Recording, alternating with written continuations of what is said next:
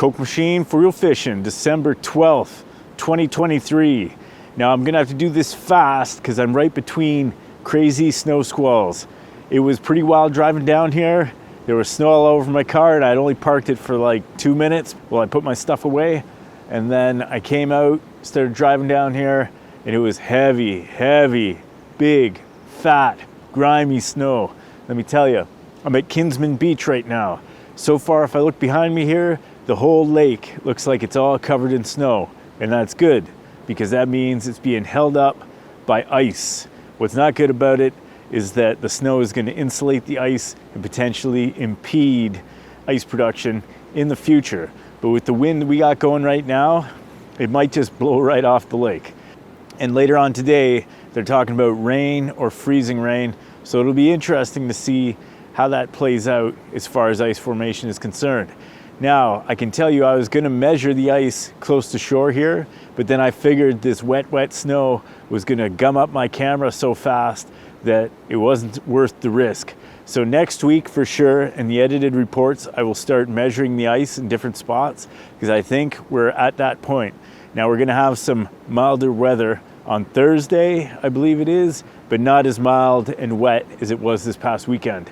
So things are progressing, it seems, but we're still subject to the whims of this weather, and we'll see how this plays out in the future.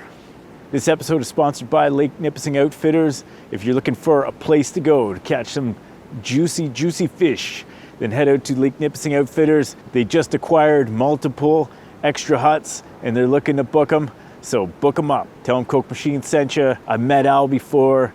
He bought me a coffee, all right? So everyone who leaves a comment on this video will be entered into a draw for 3 different prizes. The first winner will win the True North bait package. The second winner will win the Limestone Lure bait package. And the third winner will win the Bad Habit Baits lure package. So get your comments in. We'll be doing a live stream on Sunday, and then you guys can watch me pull some names out of some socks and get yourself some free stuff. All right, so I'm just gonna go over some of the information that's been sent to me. So I received an email message from Jeff, or he took these pictures on Monday morning in Callender in Sunset Park. He says, "Hi Coke, looks like the ice held up pretty good at Sunset Park. It was pretty windy. I could hear the ice shifting at the shoreline." Josh McKay sent me some more pictures. He said the lake took a beating on this end, and there's some open water there he's got. Bernie Giesler, talked to him this morning. I said, "How's it looking down there, Bern?" He says, "Hard to see through the snowfall, but it does appear to be frozen where it was open yesterday." I want to thank everybody who bought themselves a copy of Star Angler. Please leave me a review if you like the book, and if you hate the book, don't necessarily leave me some hate mail. I do have several other books available, including the Illustrated Fishing Gear series and Mr. Sasquatch's Strange Encounter, in case your kids are really looking to do some reading. I wrote all these books for my kid and then published them, and I published them independently, so I don't have some sort of massive contract with any kind of book company. Every sale I make is just a little bit of cash that I make. Kindle is the most cost-effective way for you to buy it, and I pretty much get the same amount of money from a Kindle sale as from a book sale, if that's something that you do. I'm gonna leave you guys with a clip sent to me by the fishing musician, Steph LaRue, and he gives you some tips on how to approach an unfamiliar lake just to make sure that the ice is okay to start to fish on, potentially. He's looking at some pretty grimy ice in the video, so pay attention. He's got some interesting tips for you. And we'll talk to you guys in the future. The next report will be a live report on Thursday and Friday, and then edited reports will resume on Sunday. So if you guys have any pictures that are interesting from the lake, of the ice formation, send them to forrealfishing@gmail.com. If you want to sponsor the ice reports, like the disciple of Ron Yum, just send me an email to sponsortheicreport@gmail.com. It's $50. You send me some pictures, I'll put them up front, and we can shout out all your buddies, whatever you want. It's all good. And then it'll help me cover my costs and time that I put into making the ice reports. Anyway, we'll talk to you guys later. Have a great day. Hello, and welcome to Lake Nipisssing, and we're up here north of Toronto, say I guess 4 hours, 4.5 hour drive.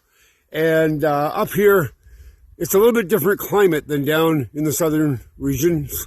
I understand that some places have had colder weather, and there's some ice that has formed 6 to 7 inches in some of central Ontario. But up here, we've had up and down weather, and it hasn't been the best for developing ice that's safe to walk on. So I just want to give you guys a little bit of an insight as to how to test that before you walk out on it. Like, we wouldn't want anybody going through, getting wet. Hypothermia is one of the worst conditions you'd ever have to deal with out here in the cold. And it's not worth it to take the chance without testing the ice first. So the first thing I'd like to show you is you may have a little axe or hatchet like this. You might want to walk up to the edge, still standing on the ground, and tap that ice and see what you have for thickness.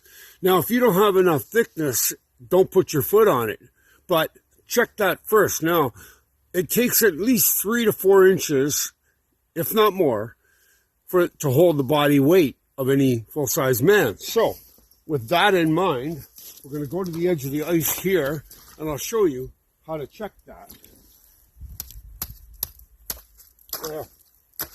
See, here, after a month, we only have maybe 2 inches of ice. And that's not enough. Being white ice like that, with a lot of air in it, that won't support a human.